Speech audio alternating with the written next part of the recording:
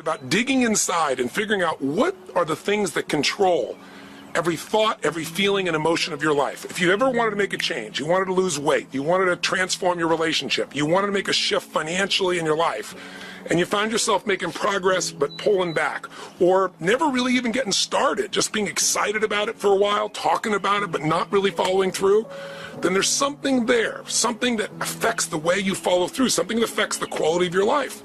And I'm here to tell you there's two things that control everything in your life. Every thought, every feeling, every emotion, every action you have in your life. What you're wearing today, whether you're going to turn this off within a few minutes or whether you're going to stick with me here for 2 or 3 minutes, is all controlled by two things: your beliefs and your values. Whatever you believe, if you think life is just a waste of time, doesn't matter what you do, or you're big boned, then obviously you're not going to go for it. You're not going to try to lose weight. You're not going to go push for that next level of your career or your finances or your relationship or anything else. Beliefs control us, but so do our values. Some people, value just kicking back. Some people value making it happen. Some people value their family the most. Some people value love. But you know what the real challenge is? When we have values in conflict. When you really want to make a difference in the world, or you really want to do well for your family, or you really want to do well financially, but simultaneously, you don't want to upset anybody. You want to be totally honest, and you want to make everybody happy. When we have conflicts between what we want and what we think we can have, or you have a goal of what you really want to make happen, but then you have this other belief inside that says this damn stuff never does work. Those inner conflicts are what keep people from using all of their energy. It's kind of like taking 2 steps forward and 3 steps back. People who succeed in any situation have a pattern of what they do to succeed. And it doesn't matter whether that person is succeeding in a business context or in a relationship context. It doesn't matter what the environment is. The fundamental lessons or laws for succeeding are very, very basic. So if we're looking for the ultimate success formula, the very first thing we'd have is you'd have to know what you want, which we call know your outcome. If you're going to succeed at anything, it's hard to succeed, hard to hit a target when you don't know what it is. And as simplistic as this sounds, do most people really know what they want? What do you think, yes or no? At least not consciously they don't, right? And so it's going to be very, very difficult to achieve what you want when you haven't defined it. But this is going to become a question we're going to want you to ask yourself a lot. What is my outcome in this situation? I even have a time management system that I developed. It's really a life management system, which we call OPA, because the first O stands for what's my outcome. Because you can come up with a question like, what should I do? And you're going to end up with a long list. But as you do all these things, what will happen is you can cross everything off your list and still be unfulfilled and not really achieve anything that matters. So you'll say, what's my outcome first? Then you begin to decide what you need to do to get the outcome. So in this case, we want to say, what's your outcome? You want to make it a habit to ask this question a lot. You're in the middle of a conversation. Stop yourself if it seems to be going nowhere and say, what's my outcome here? Do I want to connect? Do I want to influence this person? Do I want to learn something? What's your outcome? For example, how many of you have ever been caught up in an argument and you even forgot what you're arguing for, but you knew you had to win? How many been there? Say aye. Okay, if in the middle of that argument you were to ask yourself the question, what's my outcome here? I guarantee you your brain would say, well, my outcome is not to fight, my outcome is to resolve this. And as you get clear on what your real target is, your behavior will change automatically. So very, very few people know what they want. And the more clear you can get about what you want, the more you can really achieve. So right underneath this is the subset of number one, still number one, just like clarity is power. Clarity is power. The more clear you can become about what it is you really want, the more power you're going to have. Because your brain is like a servo mechanism in a bomb, as an example. When they send a missile out, it has a servo mechanism. It knows what the target is, and when the target moves, it follows it. Well, your brain is very similar. When you decide exactly what it is you want, you start picking up information that you never would have picked up before consciously. For example, have you ever bought a particular car or maybe a certain outfit, and then all of a sudden you see that car or outfit everywhere? How many have had that experience? Say aye. Well, was that car outfit already around you all the time? Yeah, but you didn't notice it because there's a portion of your brain that is responsible for one thing, and that is screening out 99% of what you see, hear, and feel in life. Because if you were to notice everything that's going on in this room right now, you go stark raving mad. But most of you don't. You pay attention to a small number of things. If you could right now, notice what? Millions of things. You could notice my voice. You could listen to what I'm saying. You could notice what's going on in the background, the screens. You could hear the air conditioning. You could smell your neighbor off to all that jumping up and down and notice that. Right? You could feel that maybe a little sweat trickling across your chest or whatever was going on after all that jumping up and down. You could feel the blood maybe vibrating or circulating through your left eardrum. But you don't think about those things. So maybe I mention them or something triggers it. So this part of our brain that's responsible for deleting most of our thoughts and most of the things that are going on around us, that part of our brain, when it knows what you want, it makes you notice those things. You suddenly see that car because it's important. It's called the reticular activating system. You don't have to write all that down. For short, it's called RAS. The reticular activating system tells your brain what to pay attention to. So when you say, this is what I really want, now anything that relates to that you wouldn't have noticed before will start popping up into your focus.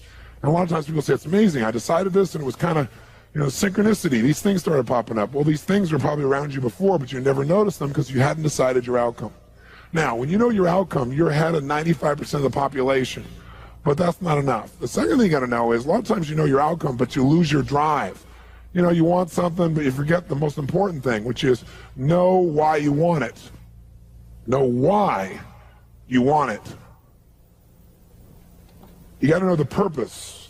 In our OPA training system, when people are managing their lives, we have them ask, what's my outcome? And then why do I want this? Because any person successful, really successful, knows exactly what they want and they know why. The reason you gotta know why is, remember I said yesterday, reasons come first, answers come second. If you get enough reasons, you can get a big enough why, you can figure out how to do about anything, but you gotta have purpose because purpose provides drive. Now, if you know what you want and you know why, you're light years ahead of most of the population, but you gotta go the step that most people seem to avoid, and that is you gotta take massive what? That's right, and the key word there is massive. Massive action can be a cure-all when you know what you're after and you know why you want it. Because when you know what you're after, when you take action, you won't just be expending energy. You'll be moving yourself in a direction towards something you really, really want. And by the way, last night we called taking massive action personal what? Power, which means the ability to take action. And what stops people from taking action? Primarily what? Fear. And the way you get over that fear is, what do you think is the number one fear most people have? Failure. And the reason is they feel if they fail, they won't be loved. They'll be rejected. They'll be hurt. They'll be judged. So what they really are afraid of is losing love. And they think that this rejection, or I should say this failure, will lead to that rejection or loss of love. The truth of the matter is you can't fail unless you don't try. If you try something that doesn't work, you just learn from it, and that'll make you better the next time you go about it. Now, if you know your outcome, know why you want it, and take massive action, you're now in the most small percentile of people on the planet. So what's the next step, though? Well, you can take a lot of action and get caught up in a pattern. Like become so determined that you became like tunnel vision, like, I know this is going to work.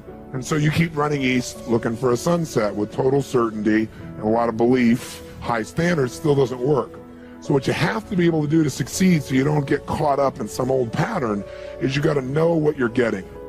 Know what you are, know what you're getting.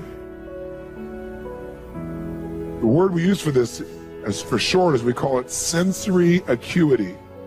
Sensory acuity is the idea that you want to become acutely sensitive to whether what you're doing is working or not. You don't want to just say, okay, I know what I want, I know why I want it, I'm just going to make it happen, this is how I'm going to do it. And you keep hammering it, hammering it, hammering it, doing something that doesn't work. And people do this all the time, right? Do the same thing over and over again, expecting a different result. That's called insanity. You can't do the same thing again and again, expect a different result when you can see it doesn't get the result. But we get caught up in our patterns. So we want to get really sensitized, acutely sensitized, sensory acuity, to whether what we're doing is working or not. And by the way, sensory acuity is really the measure of a person's intelligence. What I mean by that is, how do we measure intelligence? Intelligence is a measure of the number and quality of distinctions you have in a given situation. Like, for example, if you talk to Eskimos, that's actually not the politically correct term anymore, I guess it's Inouye. If you talk to an Inouye, what we formerly called Eskimos, you'd find out that Inouye have more than a dozen words for the word snow. More than a dozen. Now, I'm from Southern California. Guess how many words I have for snow? One. I don't see any of it. It's called snow, baby. right? But they got to know what kind of snow. They got to make more refined distinctions to be effective in the world, to get their outcomes. They got to know what kind of snow you can build an igloo out of, what kind of snow you can take your dogs through, what kind of snow you can eat, right? What kind of snow you're going to fall through. So who has more intelligence, who has more power in that snowy environment? The Eskimo or me? Which one? Eskimo, because they have more sensory acuity. They have more refined distinctions about what each of these elements mean versus I just see it as snow. Now, if you took that Eskimo and you stuck him in my car in Los Angeles, then we'd find out that maybe I have a little more intelligence because he might try to steer the thing using the rearview mirror, right? He just doesn't know. So since he doesn't have that acuity, he doesn't have those distinctions, he wouldn't do terribly well there. See, some people I could hold this up and I could say, what is this? And they'd say, well, it's a cylinder. Other people say, no, that's a blue, white, and black cylinder. Someone else says, no, that's a blue color marker. A few people say, no, that's not just a blue color marker. That is a Pilot super color, bright and wide color marker, and if you get it in your clothes, it'll never come out. Now, which one of those people has more power? 1, 2, 3, or 4? 4, because they have the largest number of distinctions. So now, if you know your outcome, you know why you want it. You got your purpose. You got your drive. You got your A and OPA. This is outcome, purpose, action. You know the massive action. You're taking action, and you notice if it's working. What happens if you notice it's not working?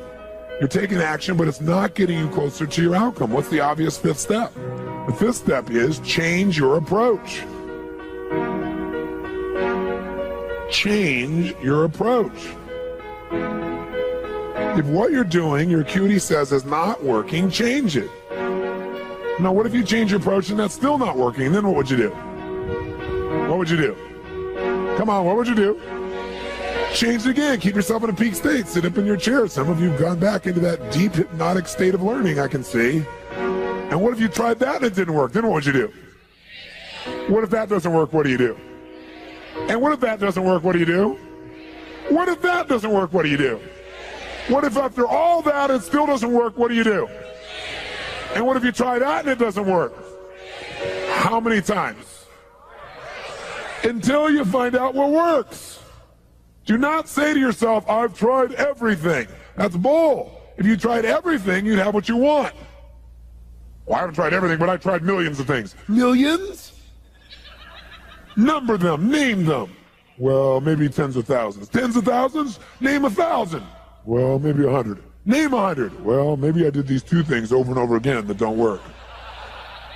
Okay? But when we start saying, I've tried everything, we tend to incant that, don't we? We make it an incantation, and then we believe it.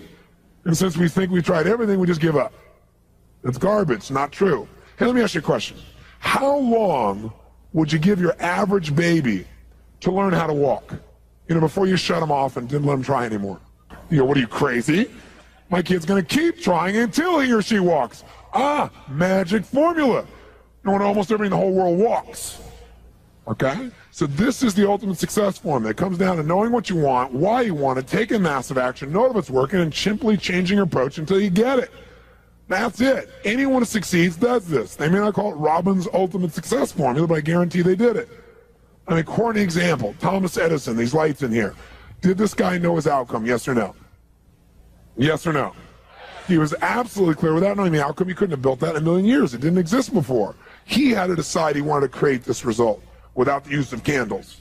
Did he know why he wanted to do it? You bet. You read his writings, this man had a sense of incredible purpose and drive. Did he take massive action, yes or no? Oh, yes. Tens of thousands of experiments. Did he notice when it wasn't working and learn from it, yes or no? Did he keep changing his approach? That's why right now in this room we don't smell candlelight, right? Now, if you know the old story of him, it was written about him in his early days. He says he's got his best friend with him.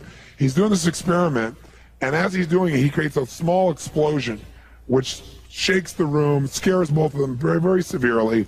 And then at the end of that, he gets up, and his friend is totally shaken, freaked out. He pulls out his journal, and he starts writing. And his buddy says to him, what's the matter with you, insane? You almost killed us. So you're going to wait till you have 10,000 failures before you give this stupid idea up? And Edison's response to him was, I didn't have a failure there.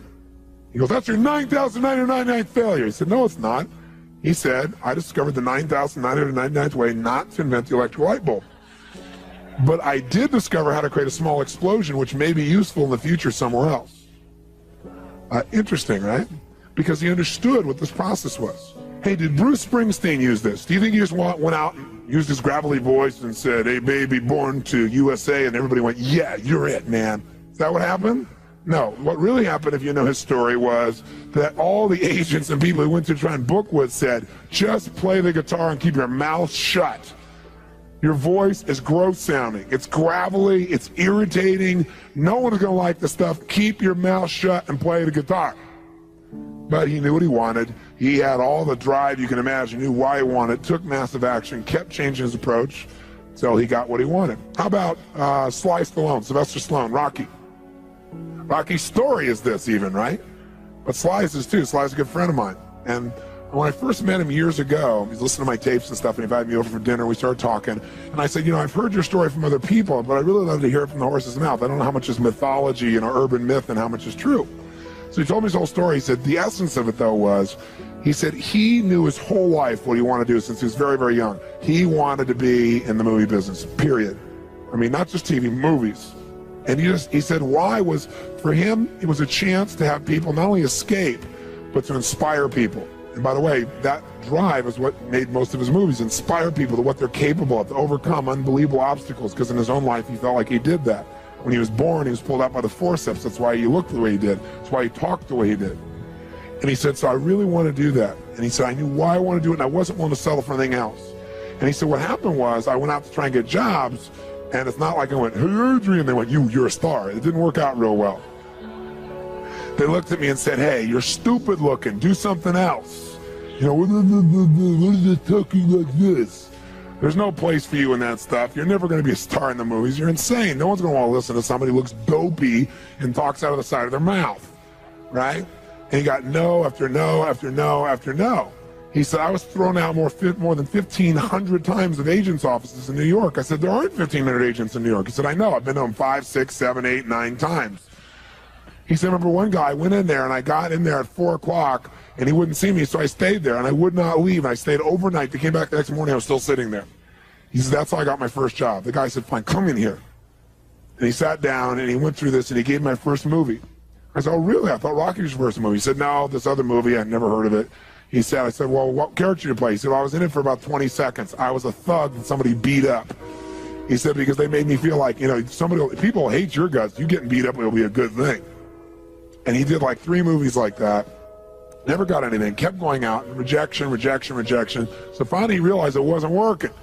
So he changed his approach. He said, I was starving, by the way. He said, I couldn't pay for even to have heat in my apartment. My wife was screaming at me every day to go get a job. I said, well, why didn't you? He said, because I knew that if I got a job, he said, I'd get seduced back and I'd lose my hunger. He said, I knew that the only way I could do this is if it was the only choice, if I burned all other bridges. Because if I did a normal job, pretty soon I'd be caught up in that rhythm and that stuff, and I'd feel okay about my life, and I feel like my dream would just gradually disappear. He said, I wanted to keep that hunger. That hunger was the only thing I thought was my advantage. He said, my wife didn't understand that at all. He said, we'd have these vicious fights, and he said it was freezing. So I was broke, we had no money, and he said, so I finally went to the public library one day because it was warm. So I didn't want to read anything. So I went in, New York Public Library. He said, I was hanging out there, and I sat down in this chair, and somebody left a book there. And he said, I looked down at this book, and it was the poems of Edgar Allan, stories of Edgar Allan Poe. And he said, so I started reading it. He said, I got totally into Edgar Allan Poe. And he said, I know everything about it. He goes on for another 20 minutes telling me about Edgar Allan Poe. He knows everything, how he died, what it was about, what really happened. And I said, well, what did Poe do for you? He said, Poe got me out of myself. He got me to think about how I could touch other people and not worry about myself so much. And he said, it made me decide to become a writer. I said, just imagine Rocky the writer, right? And he said, so I tried to write a bunch of screenplays, nothing worked. I was totally broke.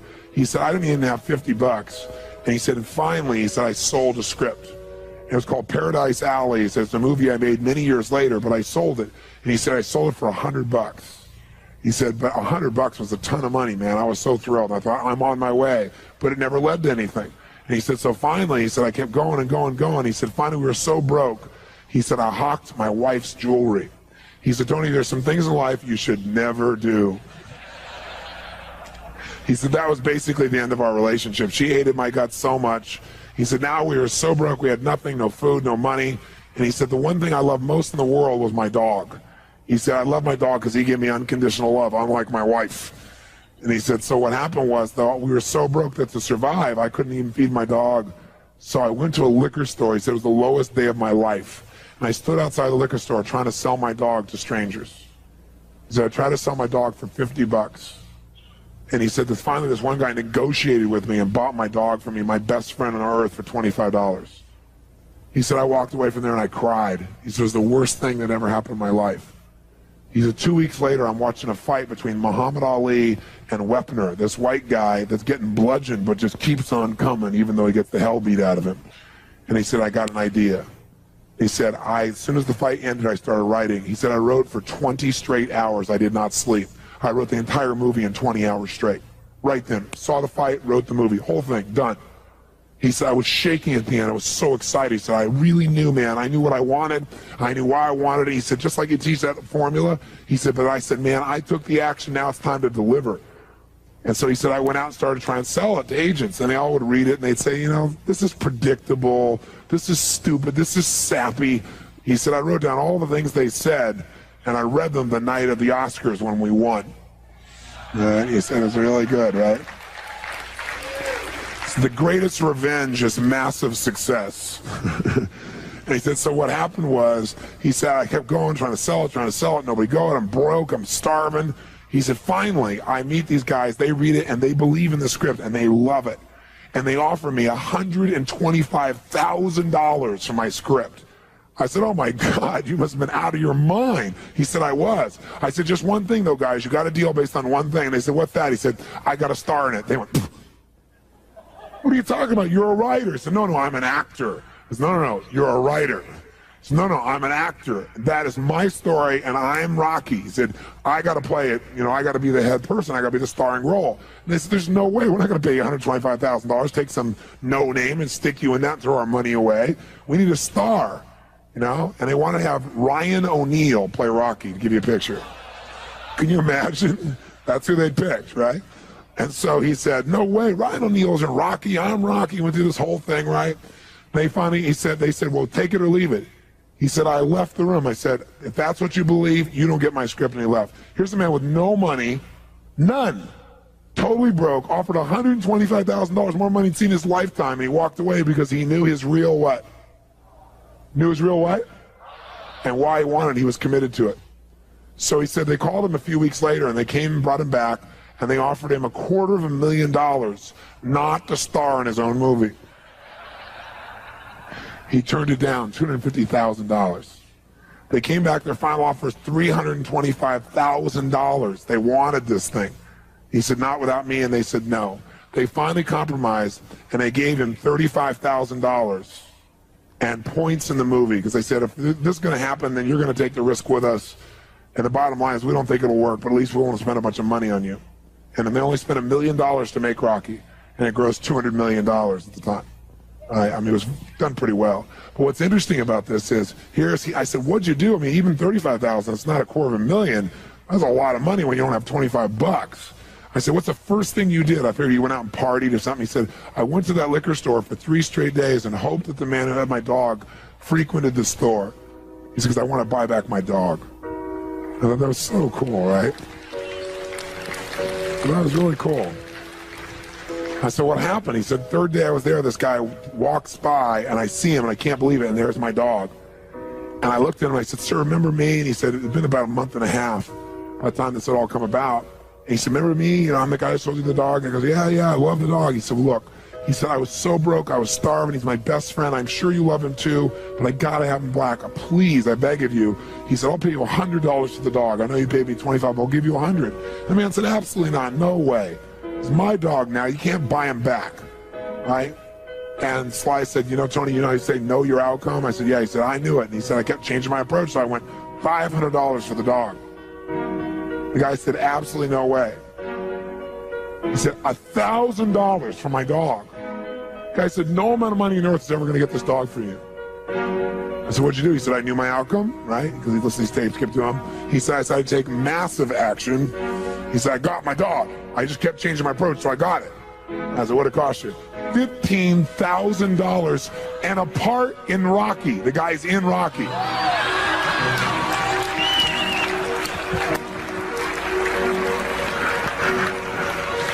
You know that dog in Rocky, Butt Kiss? That's Sly's real dog, right? That's the dog. He bought him back. So he put his dog in the movie, and he put the guy in the movie and paid $15,000 while he had $35,000. Isn't that pretty cool? Pretty awesome. So there's always a way if you're committed. Just got to keep changing your approach.